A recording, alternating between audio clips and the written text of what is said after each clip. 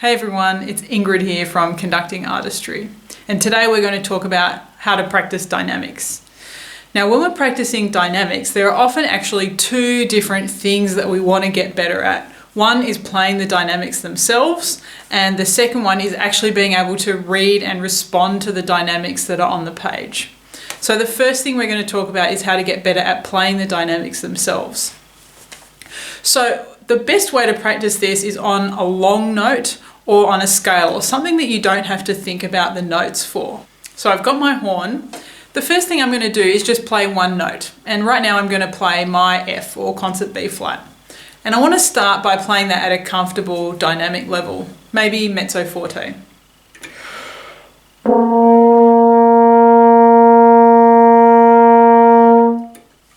Sounds okay so far. Now, if I want to get better at playing stronger dynamics, now I'm going to do a crescendo and see how far I can get in terms of volume before my tone gets a bit funny. And this might outplay the ability of my camera, but have a listen.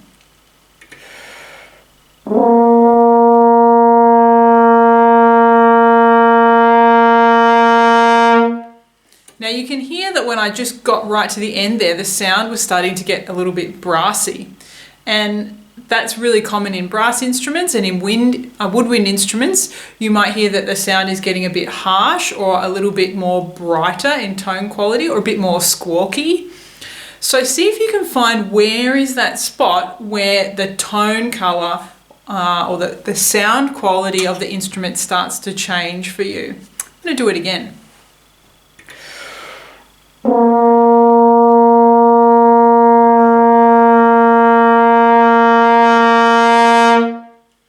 And there you can start to hear that sound change. Now, there might be some types of music where we want that brassy sound or that bright sound. But for now, I'm trying to get my beautiful, round, warm tone to expand to a louder sound.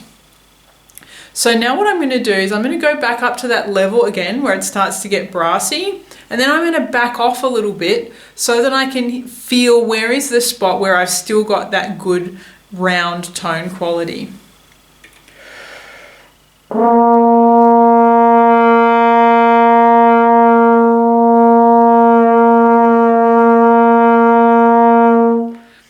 I'm kind of right on the edge right now. So what I want to do in my practice when I'm practicing dynamics is get myself up to that level and then see if I can push that spot a little bit louder. So can I make my playing stronger and keep that warm sound? It takes a bit of concentration, and you really have to listen to the sound that you're making on the instrument.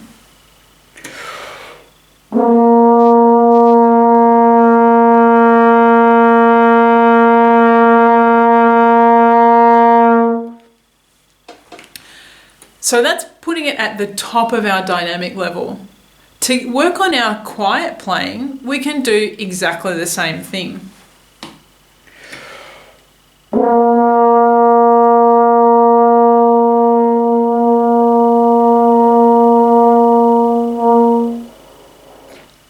And you can hear I got to that point where I was playing so quietly that the sound actually stopped. And that's really important, to actually get to that spot where it stops. Don't be afraid of the sound stopping or getting an airy sound, or if you're playing a string instrument, of getting that really kind of very sick sound. We actually want to make sure that we get to that point, because once we know where that point is, then it's going to be easier for us to play around that area and push slowly to get our sound to continue while it's quieter. I'm going to do that again, starting at piano, and see if I can extend my sound down even quieter.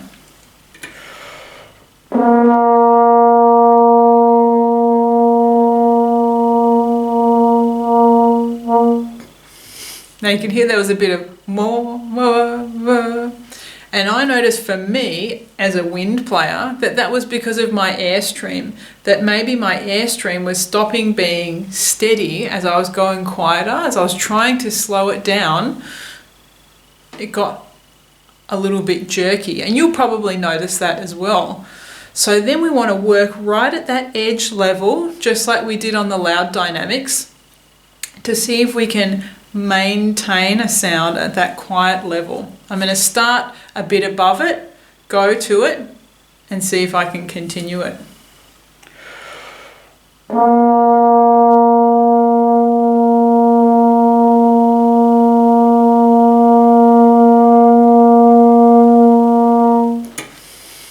Now here's a top tip. What we often notice, and conductors notice this all the time, and we tend to sometimes accidentally do it ourselves as well, is that when we're playing quietly, we tend to collapse our body, and that does all sorts of things to the sound and particularly to our air support as wind or brass players. And it's the same thing for strings. If you are hunched over while you're playing your violin or your cello, viola, double bass, it's actually going to restrict how well you can move and how much control you have over the bow. So as you're practicing going into your quiet register, make sure that you are sitting with fantastic posture, and that as you get quieter, you imagine yourself getting taller.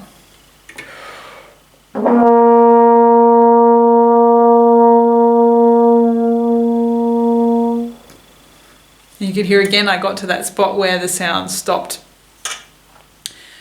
So those are two ways that you can practice working on your upper dynamic level and your lower dynamic level. And you can practice this on long notes, which is a really great place to start, so that you can find where is that spot where my sound starts to change at the top level, and where is that spot where my sound starts to change or even stops at the bottom level. And then you're going to see if you can expand how big that range is of your best quality sound, and that's easiest to do on long notes. You'll also find that your levels of where those highs and lows are is going to be different depending on if you're playing like low notes on your instrument versus high notes versus middle range notes. So it's good to practice this on a whole different range of notes on your instrument. Another way that you can do this is by practicing this one note at a time on a scale or on an arpeggio or any other pattern of notes. And that's really going to help you develop your dynamic range. The second thing we were going to talk about is how to better read our dynamics. Because really often what happens is we might be pretty okay at playing forte, piano, mezzo forte, crescendos, diminuendos. But the problem is when we get music in front of us, whether that be a solo piece or an ensemble piece, that we tend to just not see the dynamics that are there. And every single musician is responsible for this. We've all done it before. Sometimes we're just so concentrating on the notes or thinking about what we have to do with our instrument, our fingering or our bowing or our air, that we just don't see the dynamics. So this exercise is going to help you respond better to dynamics that you see. So the first thing we're going to do is make some flashcards. So the first thing we're going to do to make our dynamics flashcards, I'm going to take our piece of paper, fold it in half, then in half again, then in half again. Fold it out, and we're going to write some dynamics that we would like to practice. So we might start with piano, forte, mezzo piano, mezzo forte, crescendo, a diminuendo, and pianissimo and fortissimo. So then we're going to cut these up and turn them into our flashcards. So I've got my flashcards. Here they are. And what I'm going to do is I'm going to shuffle them up. And you could do this on a desk or get someone else to shuffle them around for you. Okay, so I've got my dynamics. Now the first thing I have is a diminuendo. And then I got mezzo forte, and then forte, and then pianissimo. So we're just going to pick those 4 for now. So I've got my 4 cards and I'm going to put them on my music stand.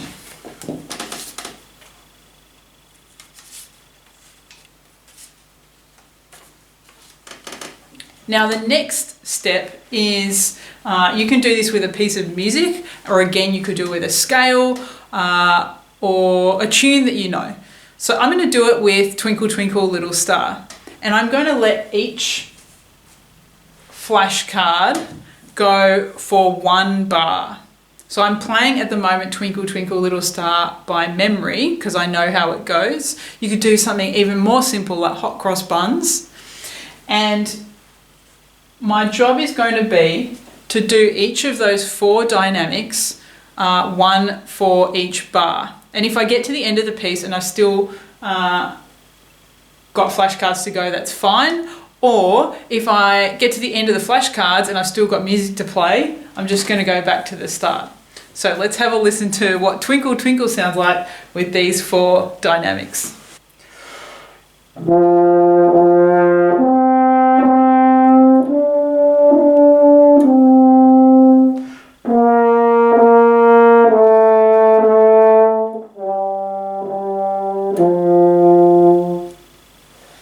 Now what I noticed doing that was I wasn't really sure where I was starting on the crescendo, and I wasn't really sure where I was getting to on the diminuendo. So I don't think I really did a very good diminuendo. So we're going to do it again. I'm going to start at forte and get down to mezzo forte.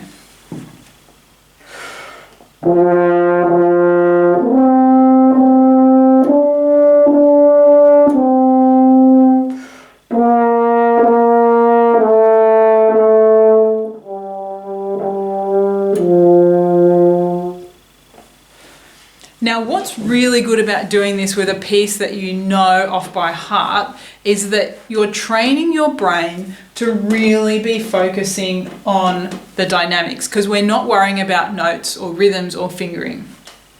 So again, find something that's really simple that you don't have to think about. Even if you've only been playing a little while, like maybe just this year, look at one of your easiest pieces. Maybe the piece only even has a couple of notes in it. That's fine. And you can practice doing your different dynamics. So you can do it with a piece that you know by memory.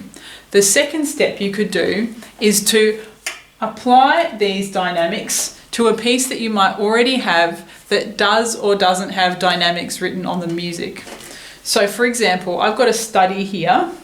And if I get my flashcards again, I'm going to get 4 different ones this time. I've got fortissimo, mezzo piano, crescendo, and then piano. So I'm going to put those. So I've got my flashcards on my stand. And what I'm going to do is take this piece of music and I'm going to pencil in the dynamics that I had on my flashcards. And again, you can choose how long you let it last for. You could have it last for 1 flashcard per line of the piece if you're doing a longer piece. You could do 1 flashcard per bar. You could do 1 flashcard per 2 notes. All sorts of different variations, and you can change it up every time. So I'm going to go for 1 flashcard per bar. So I've got fortissimo, mezzo piano, crescendo, which was already there, so that's cool, and then piano. So let's have a go at playing it and see what it sounds like. It's going to sound pretty weird.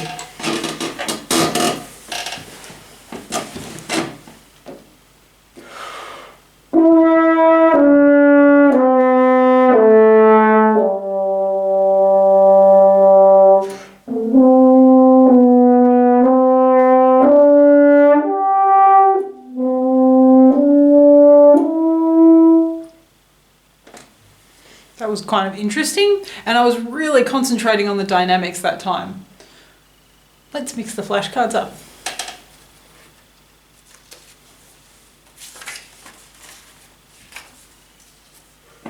I'm going to do the same line again, but now I've got piano, mezzo piano, crescendo, fortissimo. So you could either write them again on the music, which is what I'm going to do, and rub out the ones that you wrote before. In fact, let's do it on a different line. So, and all the flashcards going on the floor. So we're going to have piano, mezzo piano, crescendo, and then forte. So I'm doing it on this third line here.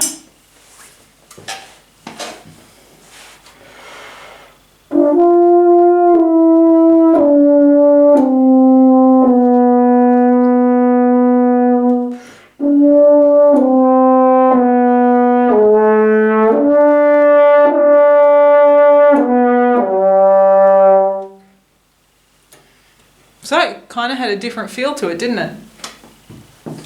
You could do this with your flashcards with a scale. I'm just going to pick up randomly a bunch that were on the floor. So let's do crescendo, mezzo forte, forte. I'm going to do a 1-octave scale, and I'm going to do piano over the first 4 notes, crescendo for the next 4 notes, mezzo forte for the next 4, so it's starting to go down, and then forte for the last 4 notes.